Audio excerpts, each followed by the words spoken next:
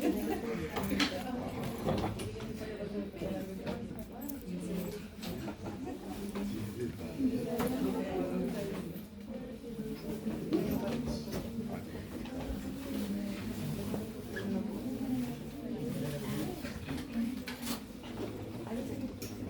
es el esquema clásico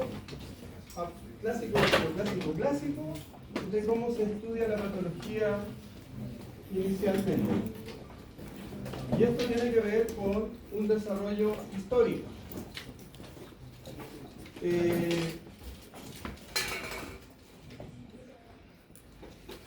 Así como en la carrera ustedes estudian primero lo normal y después estudian lo patológico, en el desarrollo del conocimiento de la medicina también se fue estudiando primero lo normal y después se fue estudiando lo patológico, postulando teorías de por qué ocurrían las enfermedades.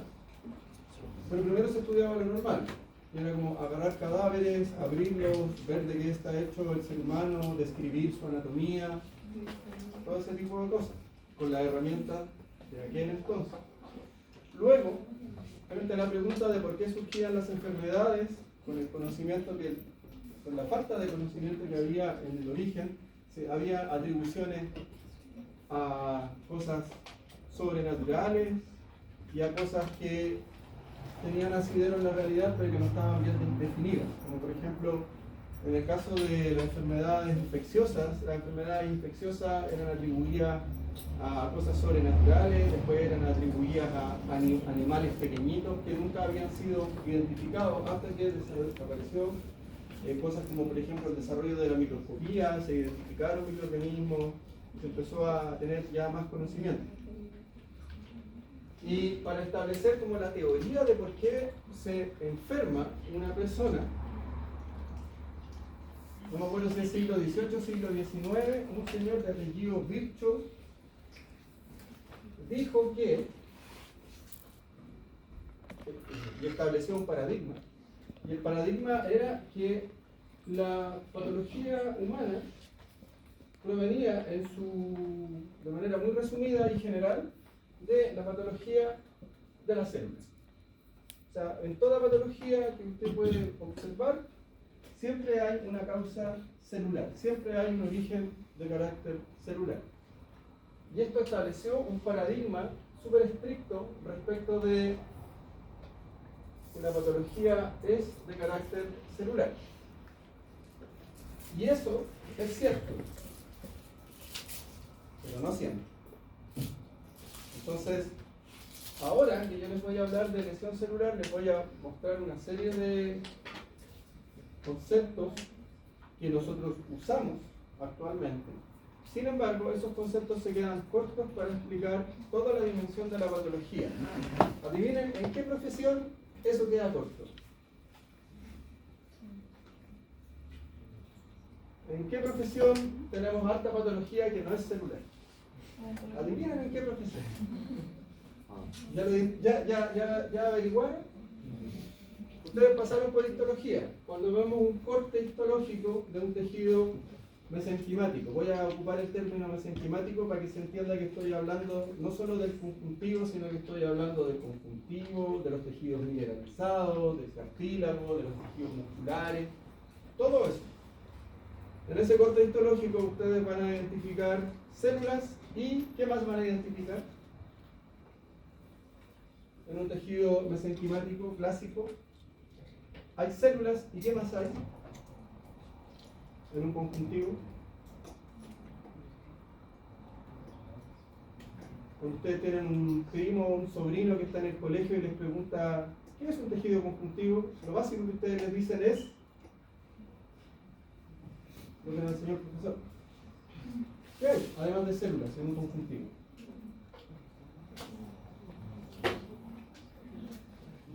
Tejido conjuntivo, compuesto por células y ¿qué más? ¿Qué más hay?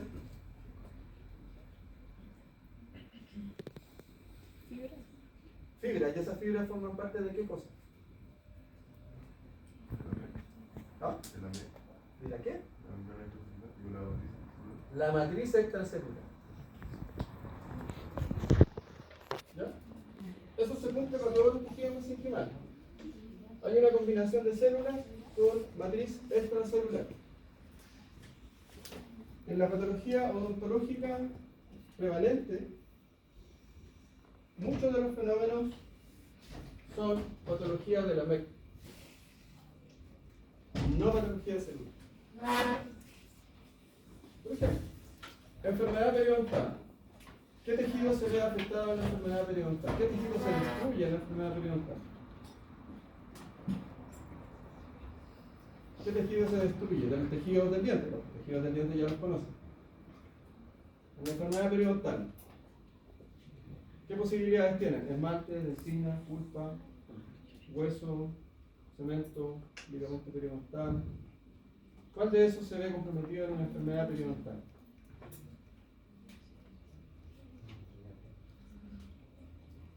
Pero pregunto de otra manera. ¿Qué le pasa a una persona que tiene enfermedad periodontal? La encía se inflama.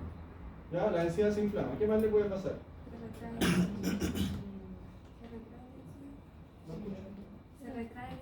Se retrae la encía. ¿Qué más? Es una enfermedad periodontal no tratada.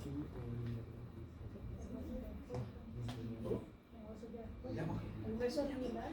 ¿El ligamento? ¿Qué pasa con el ligamento? También se retrae. Se destruye.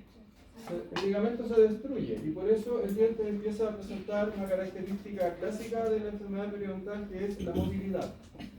Por eso se empieza a Y la puede consecuencia caer. final de esa enfermedad es la pérdida del diente. Sí. El diente se pierde y ustedes analizan el diente y el diente está perfecto. El esmalte está perfecto, la dentina está perfecta, nada. Pero el ligamento se destruye. ¿Dónde ocurre el problema? En la materia extracelular de los tejidos de sostén. Ligamento periodontal, proceso alveolar. Ahí tienen un ejemplo de patología de la matriz extracelular. Otro ejemplo de patología de la matriz extracelular, la caries dental. ¿En el esmalte hay células? ¿Esmalte maduro hay células? No. En la dentina, en el espesor de la dentina, ¿hay células o cuerpos celulares? ¿Cuerpos celulares en la dentina? No, porque hay prolongación odontoblástica. La matriz mineral se va destruyendo. Patología de matriz extracelular. Matriz extracelular mineralizada. ¿Entienden a lo que voy? Entonces, ahora yo les voy a hablar algo sobre lesión celular, entendiendo que la lesión de células tiene una participación en muchos procesos patológicos, también en procesos patológicos odontológicos, pero no dejen de lado que en la odontología hay patología también de matriz extracelular. Y muchas veces estas dos situaciones de patología de la célula y patología de la matriz se combinan. A veces coexisten estos dos. ¿Ya?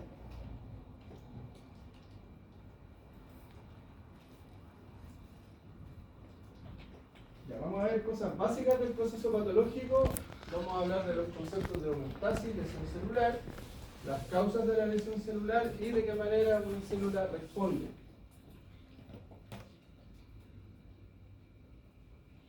Ya. Cosas básicas de patología. Estos conceptos los tienen que manejar casi como respiran, porque cuando estén viendo pacientes tienen que tener clara la diferencia entre estos conceptos. ¿Qué es la etiología? ¿Alguien sabe? La etiología es la causa. Así, eso, sinónimo. Etiología, causa. ¿Ya? Etiología es un concepto que se usa solo en patología. Porque si no hay patología, entonces no hay etiología, no hay causa. La etiología puede ser simple, fácilmente identificable, puede ser de un solo factor, o puede ser una etiología compleja, multifactorial. Por ejemplo, una etiología simple y directa, tuberculosis. ¿Cuál es la causa? La infección por el Mycobacterium tuberculosis. Esa es la causa. O sea, pueden haber factores alrededor de la causa, factores de riesgo, hacinamiento, debilitamiento del sistema inmune del paciente, pero esos son factores, pero no son la causa. Porque ustedes pueden tener una persona con alteración del sistema inmune que está en un hacinamiento en una cárcel, pero si no está expuesto al Mycobacterium no va a desarrollar tuberculosis. No está la causa, no está el agente causal. Ejemplo de etiología compleja, caries dental. ¿Por qué? Porque la etiología de la caries dental es multifactorial. No es solo tener los microorganismos en la boca, porque todos nosotros tenemos los microorganismos cariogénicos, pero no todos nosotros desarrollamos la patología. ¿Qué otro factor se necesita? Se necesita la participación de una dieta cariogénica. ¿Qué otro elemento se necesita? Se necesita problemas de la higiene. ¿Qué otro elemento se necesita? Se necesita incluso cosas como las condiciones ambientales y las químicas. A eso me refiero con multifactorial. La mayoría de las patologías tienen componentes multifactoriales. Son pocos los ejemplos de patología monofactorial. Patología monofactorial podría ser, por ejemplo, un síndrome por una mutación en un gen. ¿Ya? Ahí tenemos ese tipo de ejemplos. Entonces, etiología es causa. Patogenia. ¿Alguien ha visto este concepto antes? Patogenia. Patogenia es el mecanismo a través del cual se desarrolla la patología. Por ejemplo, de la tuberculosis. La etiología es la infección por el Mycobacterium. ¿Cuál es la patogenia? El Mycobacterium se localiza en el tejido pulmonar, evade la respuesta inmune, el cuerpo fabrica un tejido de granulación inflamatorio alrededor y esta inflamación va destruyendo el parénquima, ese concepto ya lo conocemos, el parénquima pulmonar. Ese es el mecanismo. Mecanismo de otra enfermedad como la caries dental. El microorganismo metaboliza azúcares fermentables y genera la liberación de ácido láctico. Le baja el pH al medio donde está localizado. El pH baja de un nivel crítico y el tejido mineral se empieza a desmineralizar. Ahí hay un mecanismo. Eso es patogenia. ¿Ya? Una enfermedad genética, una mutación en el gen para el receptor de una hormona. Y ese receptor puede darse la situación que ese receptor no responda a la hormona, o bien que responda de manera exacerbada a la hormona. Ahí está el mecanismo. Hay un concepto que también se suele usar. Esto se lo puede preguntar en la clínica. Este es el paciente, ya. ¿Y cuál es la patogenia de la enfermedad que tiene el paciente? ¿Cuál es la etiología? Por eso son conceptos que nos tienen que manejar. Y hay otro concepto que no está puesto ahí, que es la etiopatogenia. Y la etiopatogenia es juntar las dos cosas, hablar de las dos cosas al mismo tiempo. Entonces en la clínica nos pueden preguntar sobre la etiopatogenia de la patología que presenta el paciente. O sea, ustedes hablan de la causa y al mismo tiempo del mecanismo que lleva a que se manifieste la enfermedad. Y a propósito de eso, de manifestación de la enfermedad, ¿cómo puedo yo determinar manifestaciones de una enfermedad? ¿Cómo se les ocurre que uno podría percibir una manifestación de una enfermedad? ¿Algún signo? Ya, signos. ¿Qué son signos? ¿Qué son signos? Ya, ¿qué son signos? ¿Cómo? ¿Qué son signos? Son señales. Manifestaciones visibles. ¿Visibles solamente? Medibles. Medibles. Son señales que yo puedo objetivar. Lo puedo medir, lo puedo cuantificar. Por ejemplo, la fiebre. Yo puedo medir la temperatura. Yo puedo medir la fiebre. Yo puedo medir la cantidad de eritrocitos que hay en la sangre. Si está elevada, si está disminuida. Yo puedo ver una cavitación en un diente. Y puedo decir, es profunda, no es profunda, es amplia, es pequeña. Eso es un signo. Hay otro elemento clásico en patología, que es el síntoma. ¿Qué caracteriza al síntoma? Que no se puede ver a-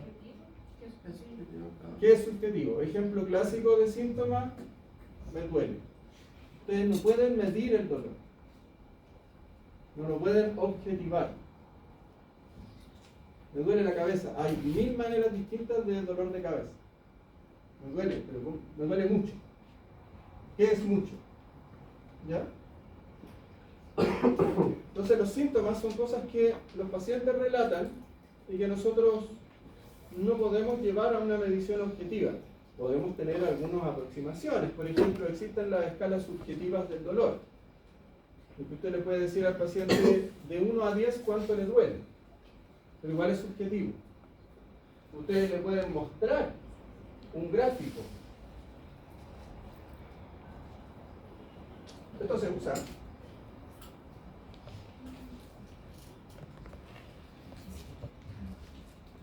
¿Dónde se siente usted respecto de ese dolor? Ahí. Y uno podría decir ya, a esto le vamos a poner número. ¿Ya? Pero igual es subjetivo.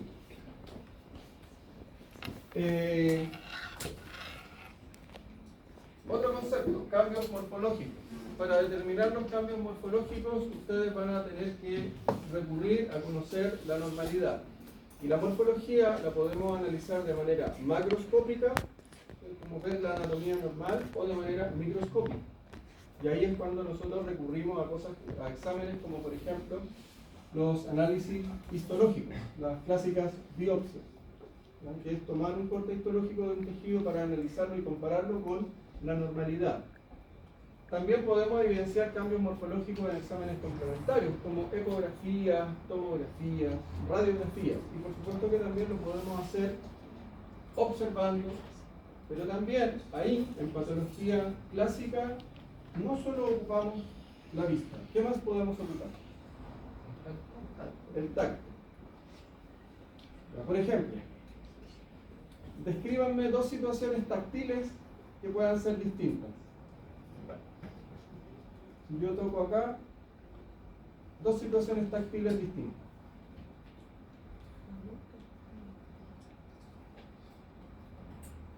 Inflamación de la glándula. Pero eso lo detecta por tacto. O sea, ¿qué información le entrega el tacto? Inflamación. Pero el tacto no le habla de inflamación. ¿Escala? Por ejemplo, si yo toco esto, La y textura. toco esto, y toco esto, Superficie. textura, dureza, movilidad.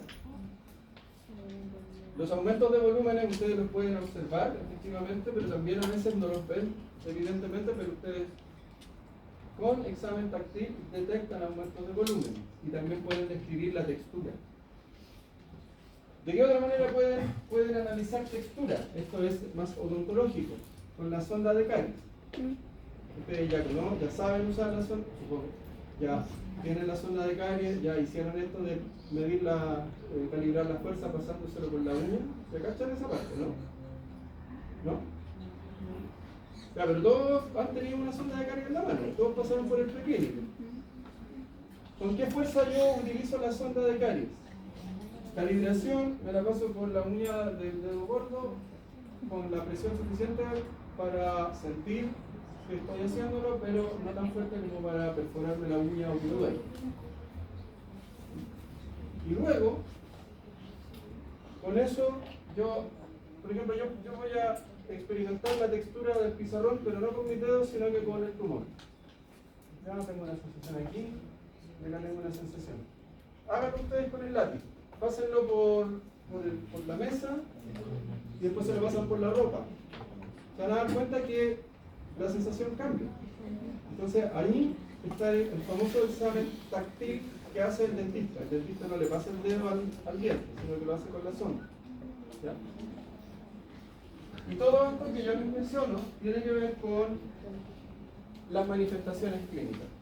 ¿Qué son las manifestaciones clínicas? Son las manifestaciones que ustedes pueden determinar por su capacidad de percepción, pero también por lo que les relata el paciente. Entonces, manifestaciones clínicas de infarto agudo al miocardio. El paciente relata dolor. ¿Dónde? Generalmente lo relata en la zona precordial.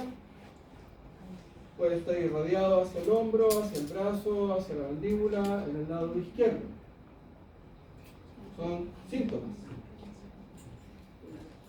¿Un examen de laboratorio me va a entregar signos? Sí, pero un examen de laboratorio ya no es manifestación clínica. La clínica es ahí, con el paciente.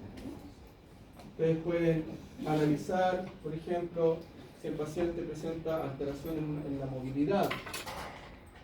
Pueden determinar si el paciente presenta aumentos de volumen, cambio en la textura, cambio en el color de la piel o de las mucosas. ¿Ya? Todo eso que ustedes pueden ver en la clínica es manifestación clínica. Y generalmente, cuando nosotros estamos en una situación clínica, toda esa información nosotros la procesamos para llegar a un diagnóstico, pero a veces no es suficiente. Y necesitamos complementar esa información con otro tipo de examen. Laboratorio, radiografía, etcétera, etcétera. ¿Ya? Pero esos son conceptos que también son como muy básicos de manejar y que los vamos a seguir usando permanentemente.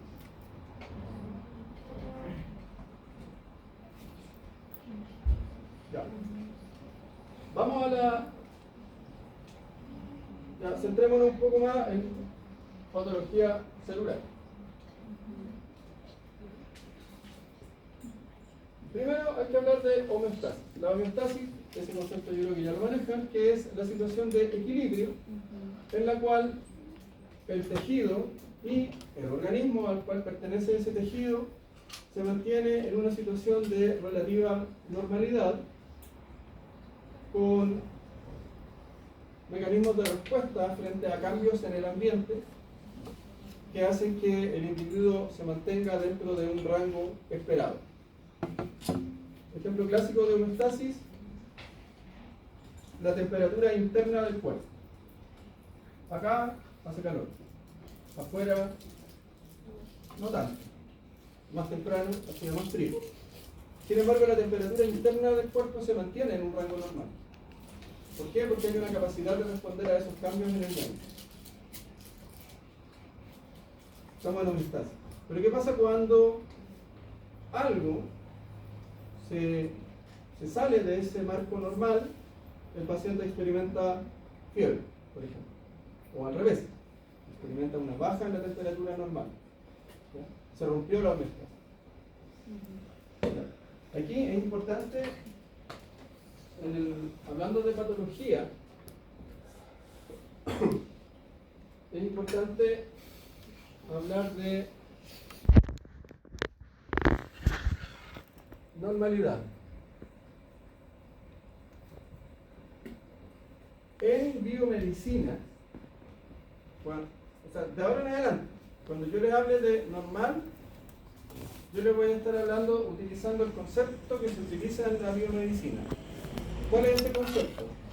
Lo normal es lo que le ocurre a la mayoría de la población. Y esa normalidad suele asociarse con un estado de salud. Esa es la definición. Eso no quiere decir que cuando yo diga normal, esté diciendo bueno, ni malo. Es normal. Y cuando algo se sale de lo normal, entra en un terreno que puede ser patológico.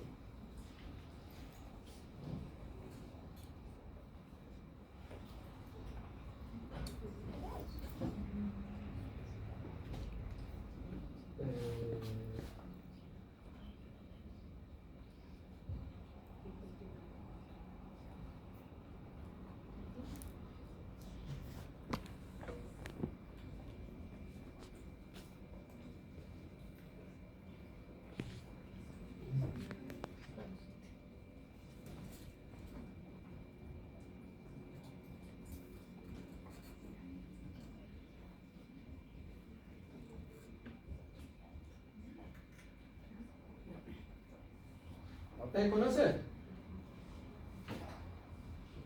La distribución normal. Se asume que para una determinada característica, cuando la muestra es muy grande, hay una distribución de normalidad. ¿Qué significa eso? Que la mayoría de los casos están aquí, al centro.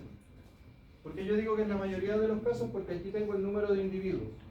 O sea, en esta parte de acá tengo pocos individuos, en esta parte de acá tengo muchos individuos.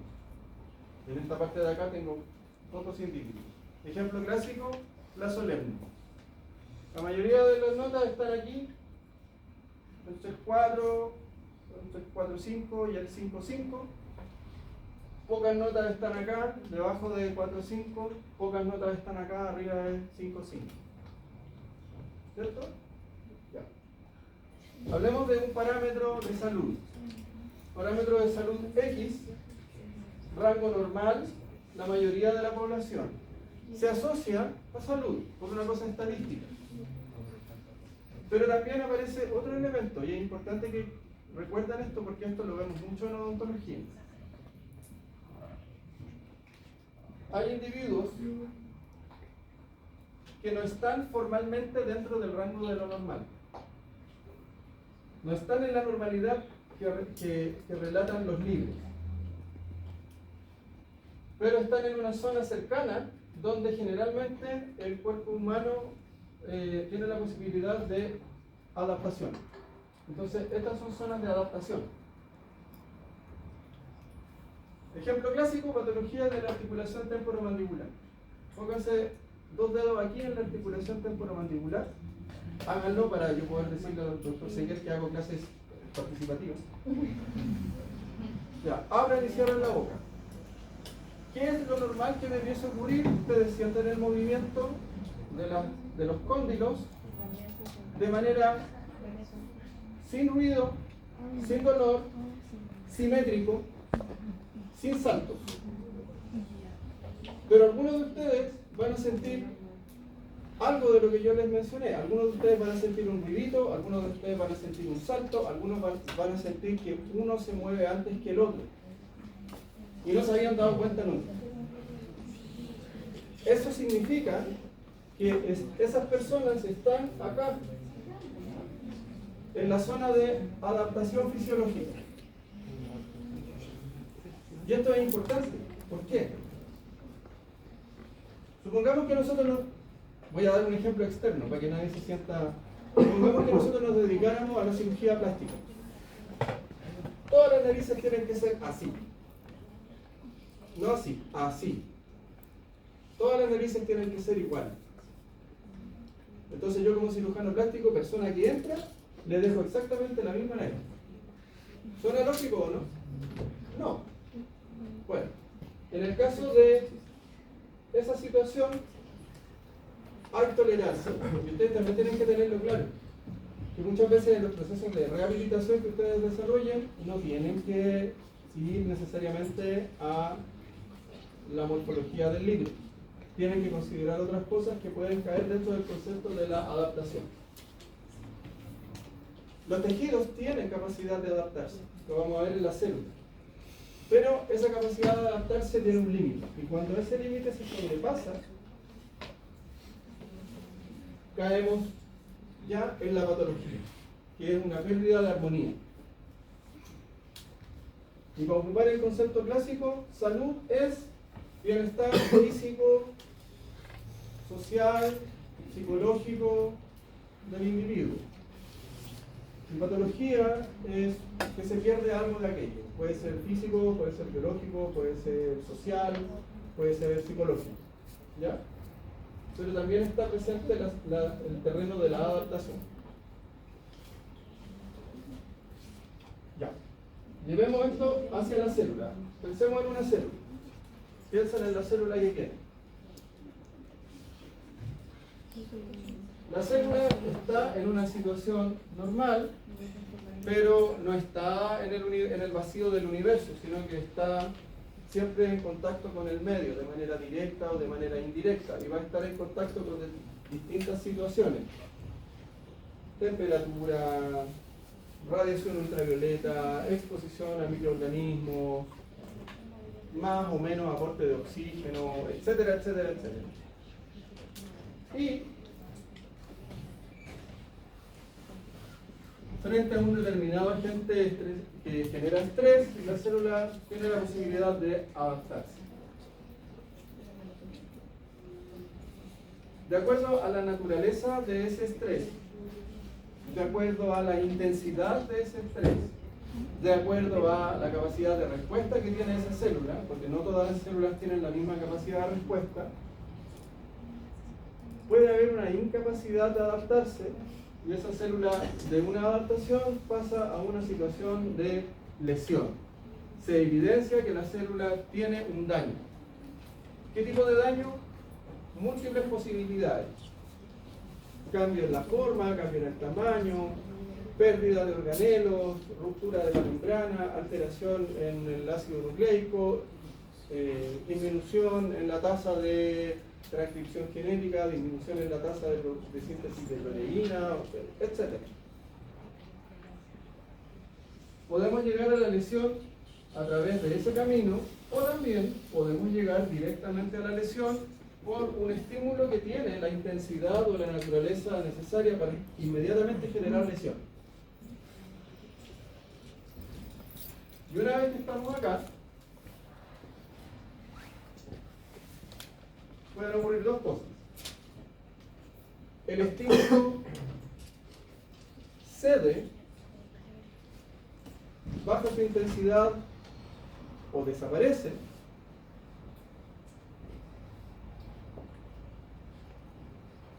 y entramos en un terreno que se llama la lesión reversible.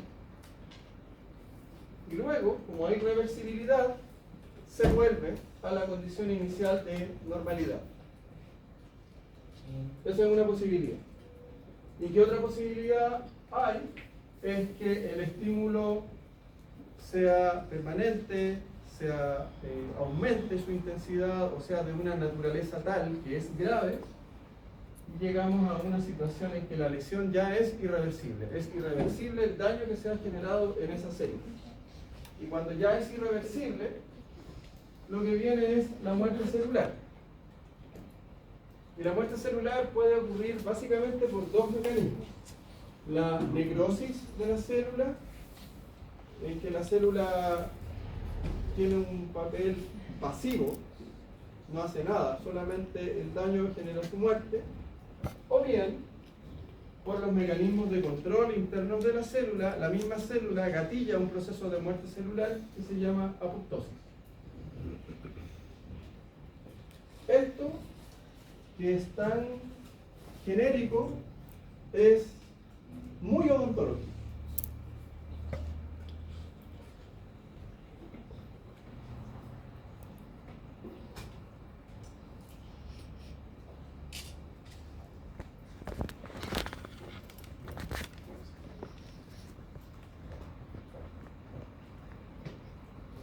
Ahí tenemos un dibujo de un molar.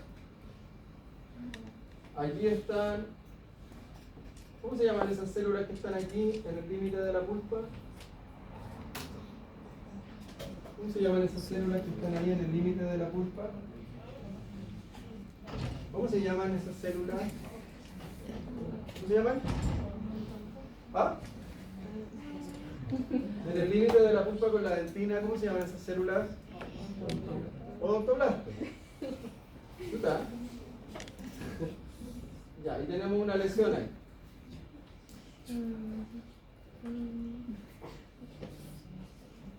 Si tenemos una lesión de caries,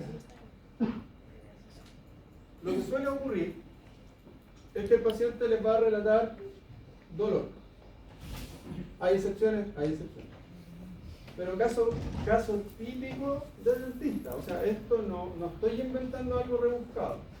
No es como esas clases, voy a decir algo incorrecto, apaguen la grabadora. No es como esas clases de ética cuando les hablan del paciente si lo desconectamos o no lo desconectamos, porque a nosotros nunca nos va a tocar eso. Nosotros nos llevamos medicina. ¿Sí? Estoy hablando de un caso real que ustedes van a ver en poco tiempo más. Me duele. Y ustedes ven un signo, cavitación, y al paciente le duele. Listo, hay que sacar la muela. Pero resulta que el dolor tiene distintas características. Y ustedes vamos a ver en determinados momentos en tercer año, que el dolor tiene ciertas características que se asocian a estados de reversibilidad y a estados de irreversibilidad. Entonces, lo que les quiero decir es que eso que está ahí es muy aplicable a la odontología.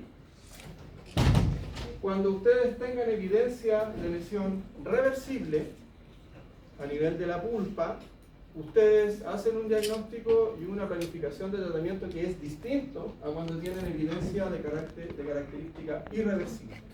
Por eso es importante también que comprendan claramente ese esquema.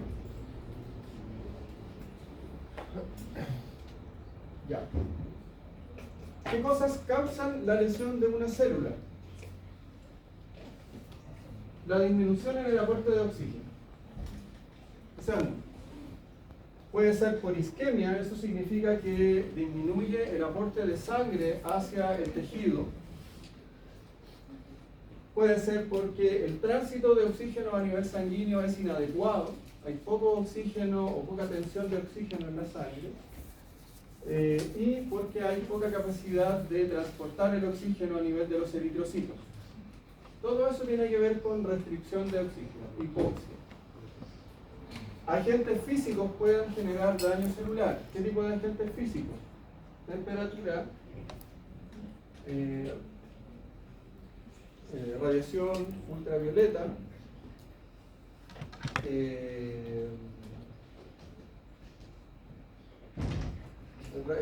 rayos X. Todos esos son agentes físicos que pueden generar lesión celular. Ustedes pueden generar lesión celular. Ustedes todavía no hacen resina. O sea, ahí se jugaron con resina en una superficie. Ya, ¿a alguno de ustedes le pasó que sintió calorcito o no? Sí. Ya, la lámpara transforma la energía eléctrica en radiación azul para estimular la resina, pero hay una parte de esa energía que se transforma en calor. Si uno no ocupa bien la lámpara, uno le transmite calor a la pulpa. Y ese agente físico puede lesionar. Entonces la resina queda bonita, pero el paciente queda con dolor. Eso pasa. Sustancias químicas y fármacos. Ácidos, sustancias carcinogénicas, hay agentes farmacológicos que también tienen efectos no deseados sobre ciertas poblaciones celulares. Agentes infecciosos, virus, bacterias, hongos, todo eso también genera lesión celular. La respuesta inmune también puede generar una lesión a nivel celular. Hay una gran cantidad de patologías en las cuales el gatillante es una respuesta inmune. Alteración en la genética. ¿Ya? Hay mutaciones que generan defectos dentro de la célula y la célula experimenta daño, o bien experimenta una falta de respuesta frente a ciertos daños. Por ejemplo, en la replicación del ácido nucleico se sabe que hay una tasa siempre estable de que se cambian los nucleótidos, generan mutaciones. Pero los mecanismos celulares tienen maneras de detectar esas fallas y corregirlas. Pero si fruto de una alteración genética esos mecanismos funcionan mal, entonces eso va a acarrear que el daño se mantenga y eso puede generar daño a nivel celular. Y también alteración respecto de la nutrición del organismo, que también repercute en la lesión celular.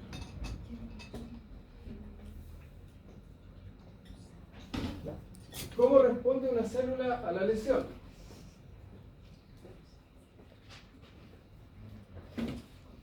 Cuando hablamos de estímulos leves, estímulos de poca intensidad, estímulos de naturaleza leve o estímulos transitorios, vamos a entender que son no letales. Entonces la célula se adapta. El cuadro anterior sería una cajita que decía adaptación. Pero hay distintas maneras de adaptarse. Y son las que aparecen acá. Por ejemplo, Aumento de la demanda. Aumento de la demanda de una población celular. Por ejemplo, embarazo. Más secreción de estrógeno, que tiene como blanco, entre otros tejidos, el músculo uterino. El músculo uterino se hipertrofia y el útero crece.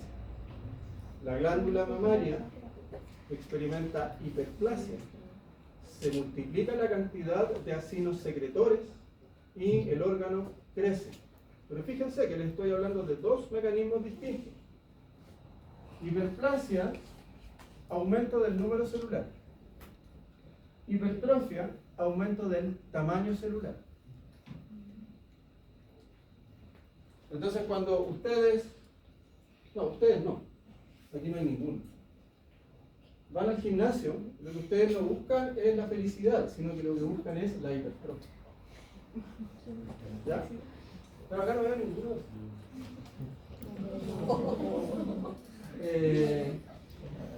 Lo contrario, disminución en los nutrientes, disminución en el uso, disminución en la función.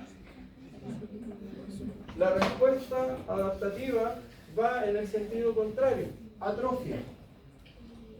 Disminución del tamaño celular o disminución del número celular. Ejemplo clásico, una persona que pierde la movilidad de las extremidades inferiores, que utiliza silla de ruedas, y la masa muscular de las piernas disminuye su tamaño. Eso es una atrofia. Y también otro mecanismo adaptativo que se suele dar cuando hay una situación que es leve pero sostenida, y por eso ahí dice crónica, irritación crónica, que puede ser de carácter físico o de carácter químico, es lo que se conoce como la metaplasia. ¿Qué es la metaplasia? La metaplasia es el cambio histológico. Por ejemplo, mucosa del piso de la boca. ¿Cómo era el epitelio de la mucosa del piso de la boca?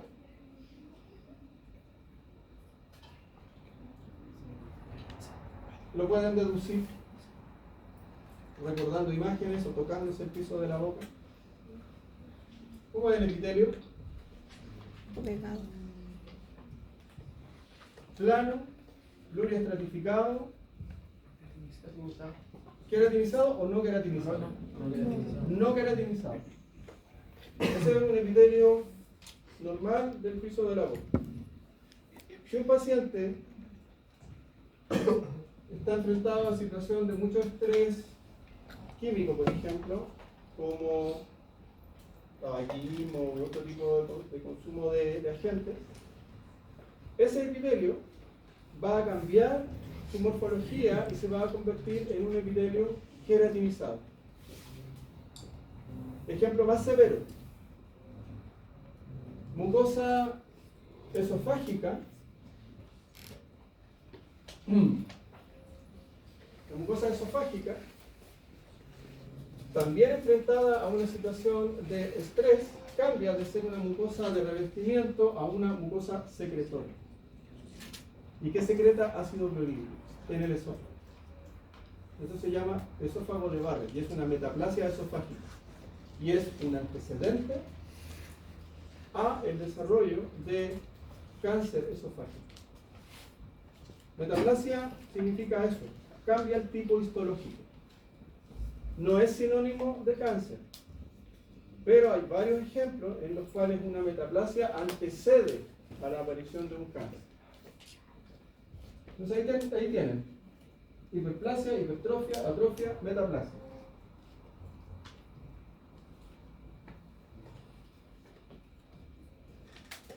¿Qué otras respuestas celulares se pueden evidenciar? Si es aguda y transitoria, pueden ser reversibles y generar cosas como, por ejemplo, el edema celular. ¿Qué es el edema celular? Es un aumento en el volumen de las células. Aumenta el citoplasma. Pero eso es transitorio. o vuelve a la normalidad o progresa a una situación de lesión irreversible. Y cuando es irreversible, muerte celular que puede ser necrosis o apoptosis. Esto ya no es adaptación. Otro tipo de respuestas pueden ser los acúmulos intracelulares de distintas sustancias, como por ejemplo en el Alzheimer, en las neuronas se acumulan sustancias.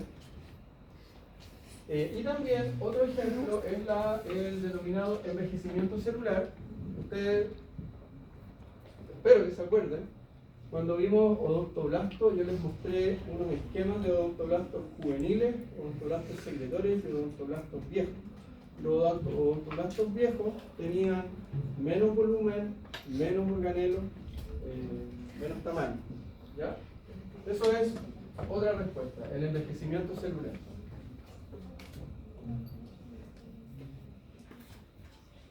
Bien, eso es todo por hoy.